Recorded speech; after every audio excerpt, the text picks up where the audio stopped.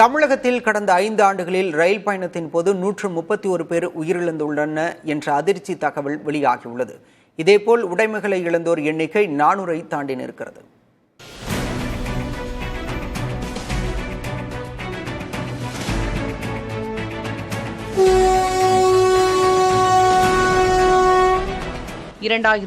முதல் 2024 ஆண்டு வரை 5 ஆண்டுகளில் நடைபெற்ற தற்கொலைகள், பயணத்தின் போது உயிரிழப்பு, தவறி விழுந்து உயிரிழத்தல், ரயில் பெட்டிகளில் நடைபெற்ற திருட்டு வழக்குகளில் கைது செய்யப்பட்டவர்கள் விவரம் உள்ளிட்ட பல்வேறு விவரங்களை அறிய முற்பட்டது புதிய தலைமுறை.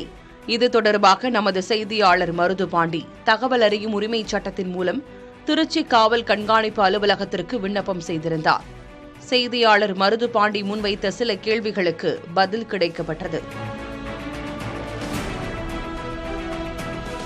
திருச்சி மற்றும் மதுரை ரயில்வே கோட்டத்தின் கீழ் உள்ள 24 காவல் நிலைய எல்லைக்குட்பட்ட பகுதிகளில் பதியப்பட்டுள்ள வழக்குகள் குறித்த விவரங்கள் தெரிவிக்கப்பட்டுள்ளன. ரயில் பயணிகளின் உடைமைகள் திருடப்பட்டதாக 5 ஆண்டுகளில் 418 வழக்குகள் பதிவு செய்யப்பட்டுள்ளது தெரியவந்திருக்கிறது. அதிகபட்சமாக 2023 ஆண்டு 138 வழக்குகள் பதிவு செய்யப்பட்டுள்ளன. அதில் குறிப்பாக 195 வழக்குகளில் குற்றவாளிகள் மட்டுமே கைது செய்யப்பட்டு உடைமைகள் மீட்கப்பட்டுள்ளன.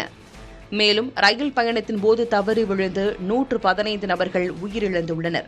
அதிகபட்சமாக 2024 ஆண்டு 45 நபர்கள் உயிரிழந்துள்ளனர். ரயில் பயணத்தின் போது உடல்நலக் கோளாறு அல்லது சந்தேகமான முறையில் 131 பயணிகள் உயிரிழந்துள்ளனர். ரயில் முன்பு பாய்ந்து 254 நபர்கள் தற்கொலை செய்து கொண்டுள்ளதாக தெரிவிக்கப்பட்டிருக்கிறது. திருச்சி இரும்பு பாதை காவல் கண்காணிப்பாளர் கட்டுப்பாட்டில் உள்ள 24 காவல் நிலையங்களில் 10 காவல் நிலையங்களில் சுமார் 115 பணியிடங்கள் காலியாக இருப்பதும் தெரியவந்திருக்கிறது. ஒருபுறம் தமிழ்நாடு காவல்துறையில் அதிகளவு பணியிடங்கள் காலியாக இருப்பது தெரியவருகிறது. மறுபுறம் ரயில்வே பாதுகாப்பு படையின் பணி எந்த அளவுக்கு இருக்கிறது என ஐயம் எழுகிறது. புதிய தலைமுறைக்காக செய்தியாளர் மருது பாண்டி.